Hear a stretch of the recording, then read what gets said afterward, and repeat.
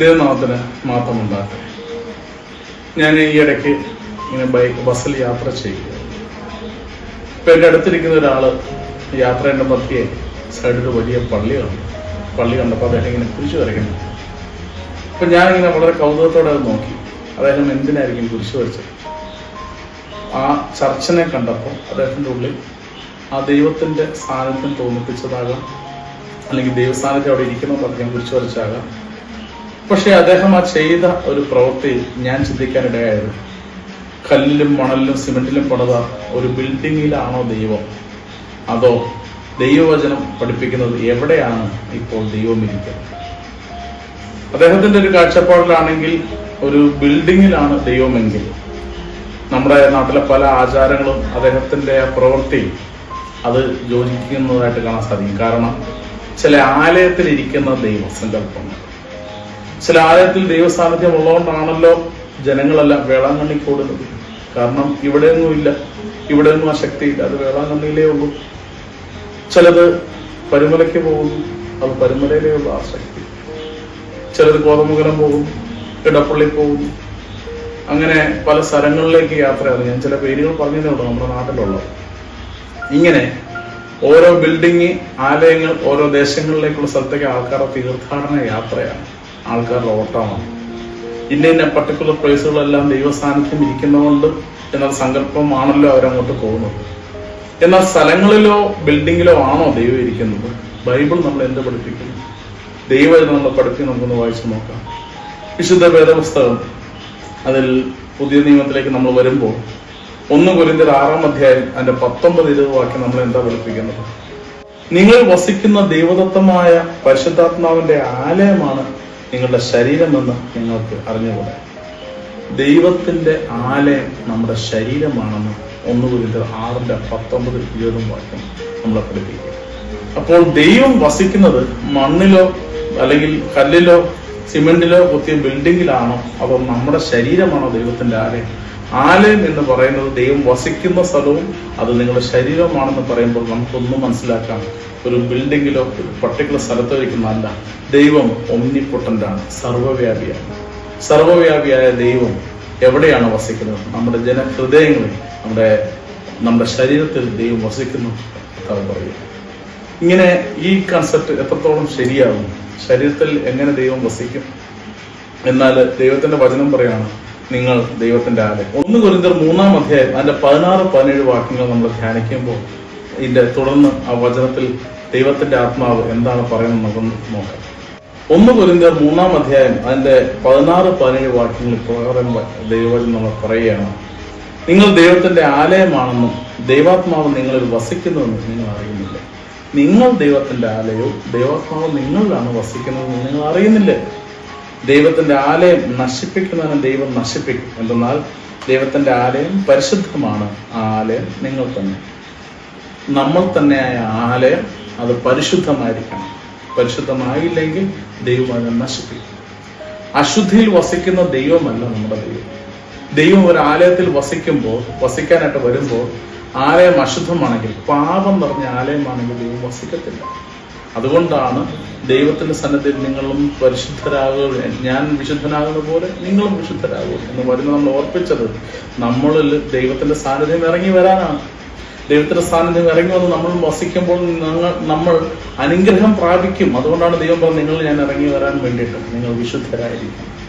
എന്നാൽ ഇന്ന് ലോകത്ത് നമ്മളിൽ ഇറങ്ങി വരുന്ന ദൈവത്തെ കാണാതെ ഒരു സ്ഥലങ്ങളിൽ ദൈവം ഉണ്ടെന്ന് സങ്കല്പിച്ച് ഓരോ സ്ഥലങ്ങളിലേക്കും ഒരു ആലയങ്ങളിലേക്ക് ഓടുന്ന ആൾക്കാരെയാണ് കാണാൻ സാധിക്കുന്നത്.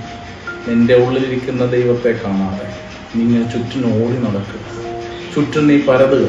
നിനക്ക് ബിൽഡിങ്, സ്ഥലം, ഓരോ ദേശത്തിലേക്കൊക്കെ ഓട്ടം. നമുക്ക് എല്ലാവർക്കും അറിയാവുന്ന സ്ഥലമുണ്ട്.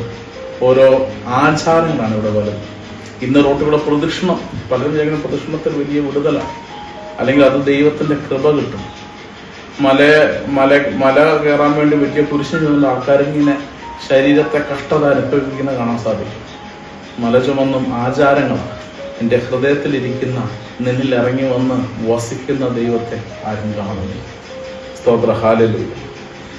നമ്മൾ പലപ്പോഴും പല സ്ഥലങ്ങളിലും നേർച്ച കാഴ്ചകളുമായിട്ട് ജനങ്ങൾ ഓടി നടക്കുമ്പോൾ എല്ലാവരും ദൈവത്തിന്റെ അനുഗ്രഹം ലഭിക്കണമേ, വിടുതൽ ലഭിക്കണമേ എന്ന പ്രാർത്ഥന. അതിനുവേണ്ടി എവിടെയെല്ലാം പോകും?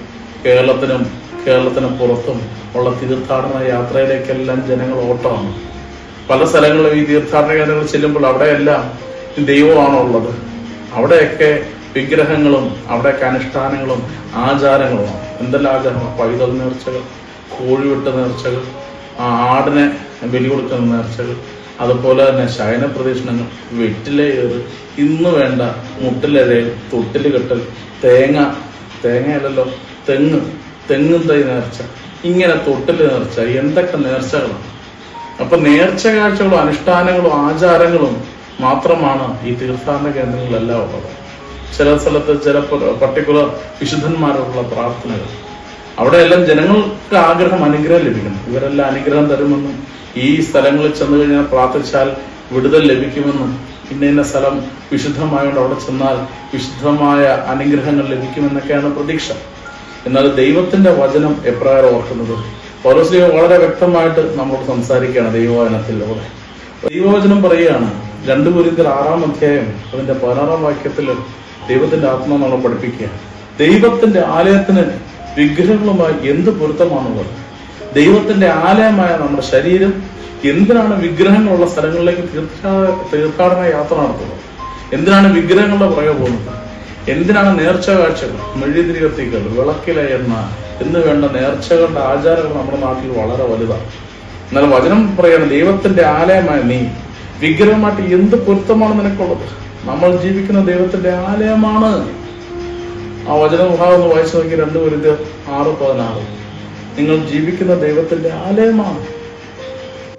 വിഗ്രഹങ്ങൾ എന്ത് പൊരുത്തമാണല്ലോ? നമ്മൾ ജീവിക്കുന്ന ദൈവത്തിന്റെ ആലയമാണ്. എന്തെന്നാൽ ദൈവം അരുളി ചെയ്തിരിക്കുന്നു, ഞാൻ അവരിൽ വസിക്കുകയും അവരുടെ ഇടയിൽ വ്യാപരിക്കുകയും ചെയ്യും. ദൈവം പറയാണ്, ഞാൻ അവരുടെ ഇടയിൽ വസിക്കും, ഞാൻ അവരുടെ ഇടയിൽ വ്യാപരിക്കും. അവരിൽ വസിക്കുകയും എന്ന് പറഞ്ഞാൽ ദൈവത്തെ ആരാധിക്കുന്ന, ദൈവത്തെ പ്രാർത്ഥിക്കുന്ന, ദൈവത്തെ ആത്മാവിൽ ആരാധിക്കുന്നവരുടെ മേൽ വ്യാപരിക്കും, അവർ വസിക്കും. ഇങ്ങനെ ദൈവം വസിക്കുന്ന നമ്മൾ എന്തിന് പുറത്തിരിക്കുന്ന രൂപങ്ങളിലും വിഗ്രഹങ്ങളിലും അനുഷ്ഠാനങ്ങളും മനുഷ്യനുണ്ടാക്കിയ കാശിന് വേണ്ടി ഉണ്ടാക്കിയിരിക്കുന്ന അല്ലെങ്കിൽ മറ്റ് ബെനിഫിറ്റുകൾക്ക് വേണ്ടി ഉണ്ടാക്കി വെച്ചിരിക്കുന്ന സങ്കല്പങ്ങൾക്ക് പുറകെ നമ്മൾ എന്തിനു പോകണം? നിന്റെ ദൈവത്തിന്റെ ആലയത്തിന് അവയുമായിട്ട് എന്ത് പൊരുത്തം, അവയുമായിട്ട് എന്ത് ബന്ധമാണ് നിനക്കുള്ളത്? ഇതാണ് ദൈവം ചോദിക്കുന്നത്. കഥാർത്ഥത്തിൽ നമ്മൾ ആരും തിരിച്ചറിയാം. ക്രിസ്തീയ വിശ്വാസിയെ യേശു നിന്റെ ഹൃദയത്തിൽ വസിക്കുമ്പോൾ, യേശു നിന്റെ ഹൃദയത്തിൽ വാഴുമ്പോൾ, നിനക്ക് വേണ്ടത് നൽകുമ്പോൾ, നിന്നിൽ കവിഞ്ഞു നിൽക്കുമ്പോൾ, നീ എന്തിന് അശുദ്ധിയുടെ പുറകെ മനുഷ്യനുണ്ടാക്കി വെച്ചിരിക്കുന്ന ആചാരത്തിന്റെ, അനുഷ്ഠാനത്തിന്റെ, മെറ്റീരിയൽ വിഗ്രഹത്തിന്റെ അല്ലെങ്കിൽ ചില സ്ഥാപിത താല്പര്യങ്ങൾക്ക് പുറകെ എന്തിന് നീ ഓടുന്നുവെന്ന് ദൈവം ചോദിക്കുക. നിന്റെ ദൈവത്തിന്റെ ആലയത്തിന് ലോകവുമായിട്ട് എന്ത് പൊരുത്തം? ദൈവവചന വിപരീതവുമായിട്ട് എന്ത് പൊരുത്തം? വിഗ്രഹവുമായിട്ട് എന്ത് സംബന്ധം എന്ന് ദൈവവചനം ചോദിക്കുകയാണ്. അപ്പോസ്തലന്മാരെ പുതിയ നിയമസഭയെ നമ്മൾ നോക്കുമ്പോൾ അവർ ചർച്ച് ബിൽഡിംഗ് പണിതു എന്ന് നമുക്ക് കാണാൻ സാധിക്കത്തില്ല. അവര് ഒരുമിച്ച് കൂടിയിരുന്നു. അവരെല്ലാം ഒരുമിച്ച് ആഴ്ചയുടെ ആദ്യത്തിന് ഒരുമിച്ച് കൂടിയിരുന്നു. അവർ വിശുദ്ധ സംസർഗ ശുശ്രൂഷകർ സഭയുടെ അതെല്ലാം കൂടിയിരുന്നു. പക്ഷെ അവരൊരു പർട്ടിക്കുലർ ബിൽഡിങ്ങിനെ, ഒരു സ്ഥലത്തെ അവർ വിശുദ്ധമായി കണ്ട് ആരാധിച്ചില്ല. പാറകളിലോ ഗുഹകളിലും ഭയന്ന് ഓടി ഒളിച്ച് നടന്ന ആദിമ ക്രിസ്തീയ സമൂഹത്തിന് ഒരു സ്ഥലം ഉണ്ടായിരുന്നില്ല. രഹസ്യത്തിൽ നടക്കുന്ന കൂട്ടായ്മകളും സംസർഗ ശുശ്രൂഷകളും തിരുവത്താഴ കർമ്മങ്ങളുമാണ് അവർക്കുണ്ടായിരുന്നത്. അന്നൊരു ബിൽഡിങ്ങും ഒരു വിശുദ്ധ സ്ഥലവും അവർക്കുണ്ടായിരുന്നില്ല. അവർക്കെല്ലാം അറിയാം വിശുദ്ധ നാഥൻ ജനിച്ച സ്ഥലവും നാഥൻ അടക്കിയ സ്ഥലവും എല്ലാം അവർക്കറിയാം. അവിടെയൊക്കെ പ്രവേശനം നിഷിദ്ധമാണ്. അവരായിരിക്കുന്ന ചെറിയ പല ദേശങ്ങളിലേക്ക് വ്യാപിച്ച സഭകളെല്ലാം അവരവർ ആയിരിക്കുന്ന സ്ഥലത്ത് ബിൽഡിങ്ങിൽ കൂടിയിരിക്കുന്ന ദൈവത്തിന്റെ ശരീരങ്ങൾ ചേർന്നുള്ള സഭയായിരുന്നു ദൈവത്തിന്റെ ആലയങ്ങളെല്ലാം ഒരുമിച്ച് ചേർന്ന് ആരാധിക്കാൻ അവരൊരു സ്ഥലം കണ്ടെത്തി. ആ സ്ഥലം ഗുഹയാകാം, പാറയിടുക്കുകളാകാം, വനാന്തരങ്ങളാകാം, ഒഴിഞ്ഞ രഹസ്യ സ്ഥലങ്ങളാകാം, എന്തോ ആയിക്കോട്ടെ, ആലയം ആ വ്യക്തികളായിരുന്നു.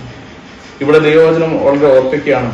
എഫെസ്യർ 2-ാം അധ്യായം അതിന്റെ 21-ാം വാക്യം. എഫെസ്യർക്ക് എഴുതിയ ലേഖനം 2:21 ഇപ്രകാരം പറയുന്നു, ക്രിസ്തുവിൽ ഭവനം ഒന്നാകെ സമന്വയിക്കപ്പെട്ടിരിക്കുന്നു, കർത്താവിൽ പരിശുദ്ധമായ ആലയമായി അത് വളർന്നുകൊണ്ടിരിക്കുകയും ചെയ്യുന്നു. പരിശുദ്ധാത്മാവിൽ ദൈവത്തിന്റെ വാസസ്ഥലമായി നിങ്ങളും അവനിൽ പണിതുകൊണ്ടിരിക്കുന്നു. പരിശുദ്ധാത്മാവിൽ ദൈവത്തിന്റെ വാസസ്ഥലമായി നമ്മൾ ക്രിസ്തുവിൽ പണിയപ്പെട്ടുകൊണ്ടിരിക്കുന്നു.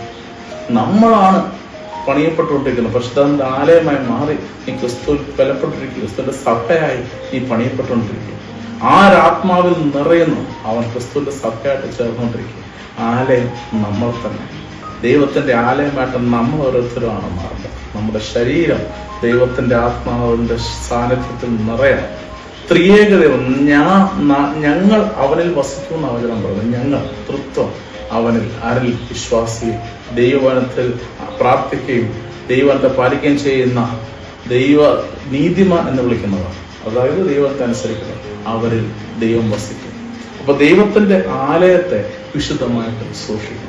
റോമർ 8:8 പറയും, ജഡീയ പ്രവണതകൾക്കനുസരിച്ച് ജീവിക്കുന്നവർക്ക് ദൈവത്തെ പ്രസാദിപ്പിക്കാൻ സാധ്യമല്ല എന്ന് പറഞ്ഞതിന്റെ അർത്ഥം എന്താണ്? പാപം നിന്റെ ജഡത്തിന്റെ ആസക്തി നിന്റെ ശരീരത്തിലുണ്ടെങ്കിൽ നിന്നെ ദൈവം പ്രവർത്തിക്കത്തില്ല. അപ്പൊ ദൈവത്തിന്റെ ആലയം ആകാതിരിക്കുന്നപ്പോഴാണ് നിന്നിൽ പാപം നിലനിൽക്കുന്നത്. നിന്നിൽ അശുദ്ധി, സിൻ ഓഫ് ഫ്ലഷ്, തിന്മകൾ, അന്ധകാരം നിന്റെ ശരീരത്തിൽ നിറഞ്ഞു നിൽക്കുകയാണെങ്കിൽ എങ്ങനെ ദൈവം വസിക്കും? അങ്ങനെയുള്ളവരാണ്, ഈ ഉള്ളിൽ ദൈവം ഇല്ലാത്തവരാണ് എവിടെയെങ്കിലും ദൈവത്തെ കാണാൻ വേണ്ടി ഓടുന്നത്. പാപത്തിൽ ജീവിക്കുന്നവർ എവിടെയെങ്കിലും ദൈവത്തെ കിട്ടുന്നവർ ഓടുക. എന്നാൽ പ്രാർത്ഥിക്കുന്ന ദൈവവിശ്വാസി, നിന്നിൽ ദൈവം ഇറങ്ങിയെങ്കിൽ നിനക്ക് ആലയത്തെ, തീർത്ഥാടന കേന്ദ്രത്തെ, ബിൽഡിങ്ങിനെ നോക്കിയല്ല നീ പ്രാർത്ഥിക്കണം. നീ ആത്മാവിൽ സ്വർഗത്തേക്ക് നോക്കി നീ ആരാധിക്കും. ആത്മാവിൽ ആരാധിക്കും. ദൈവം ആത്മാവാകും. അവനെ ആരാധിക്കുന്നവർ ആത്മാവിലും സത്യത്തിലും ആരാധിക്കണമെന്ന് യോഹന്നാൻ 4:20 നമ്മളെ പഠിപ്പിക്കുക. ദൈവത്തിന്റെ ആത്മാവിൽ നമ്മൾ ആരാധിക്കുക. ദൈവത്തിന്റെ ആത്മാവിന്റെ വസിക്കുന്ന ആലയമായിട്ട് നമ്മൾ ഓരോരുത്തർക്ക് മാറാം. ആത്മാവിൽ ആരാധിക്കുക, പ്രാർത്ഥിക്കുക, ദൈവത്തിന്റെ ആലയമായി മാറുവാൻ, വചനത്തെ ധ്യാനിക്കുന്നതായി മാറാം. ദൈവം നമ്മളെ ഓരോരുത്തരെയും അനുഗ്രഹിക്കും.